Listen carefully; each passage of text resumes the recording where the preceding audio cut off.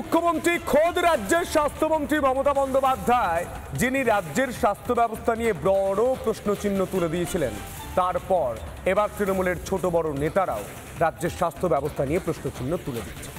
মালদা জেলার যুব তৃণমূল সভাপতি হাসপাতালে একটু ঢু মারতে গিয়েছিলেন, তারপর কি ছবি উঠে এলো দেখো।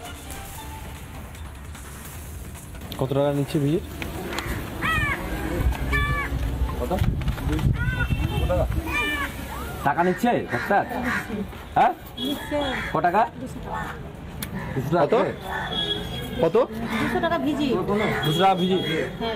কখনো রোগীদের কাছে জানতে চাইলেন ডাক্তারবাবু টাকা নিচ্ছেন কিনা, কখনো ঢুকে যাচ্ছেন রোগী দেখার ঘরে। তো পুরো চেম্বারটা আছে, নিজের প্রেসক্রিপশন এখানে দিচ্ছে, তাই তো?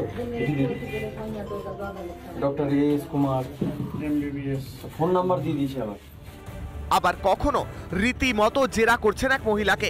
ওর স্যারের নার্সিং হোম আছে, নার্সিং হোমে কাজ করে। স্যারের নার্সিং হোম আছে? হ্যাঁ, স্যারের নার্সিং হোমে কাজ করে। নার্সিং হোমের স্টাফ।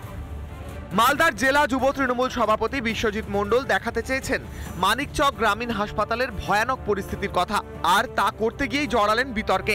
দল বল নিয়ে ঘুরলেন হাসপাতালের আনাচে কানাচে। একটা ঘাটতি তো আছে, যেটা আজকে আমি অনুভব করলাম। এই বিষয় নিয়ে আমি মানিকচক বিএমএইচের সাথে আমি দেখা করে বিস্তারিত আলোচনা করব যে এই সমস্ত জিনিসগুলো কেন অনিয়ম হচ্ছে।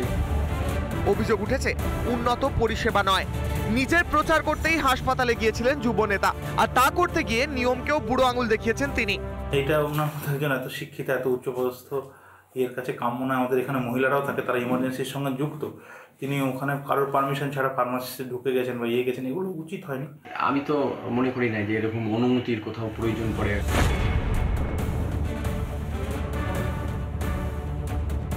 ওই যুব তৃণমূলের সভাপতি নিজে মাইলেজ পাওয়ার জন্য এবং মানুষকে ভুল বোকা বানাবার জন্য লাইভটা করে দেখাচ্ছেন যে আমি আপনাদের দেখাচ্ছি পরিষেবা পাইয়ে দেওয়ার জন্য। গ্রামীণ হাসপাতালে যদি এতই অনিয়ম থাকে, তা স্থায়ীভাবে ঠিক করতে কি করেছেন যুব নেতা? তিনি কি স্বাস্থ্য ভবনে জানিয়েছেন, স্বাস্থ্যমন্ত্রীর কাছে লিখিত অভিযোগ করেছেন, নাকি নিজের ঢাক পেটাতে আর লোক দেখাতেই সদল বলে হাসপাতালে গিয়েছিলেন? রিপাবলিক বাংলা। নানা ধরনের কন্টেন্ট দেখার জন্য লাইক করুন, শেয়ার করুন আমাদের ফেসবুক পেজ, সাবস্ক্রাইব করুন আমাদের ইউটিউব চ্যানেল। পাশাপাশি অন্যান্য ব্রেকিং নিউজের জন্য অবশ্যই চোখ রাখুন রিপাবলিক বাংলায়।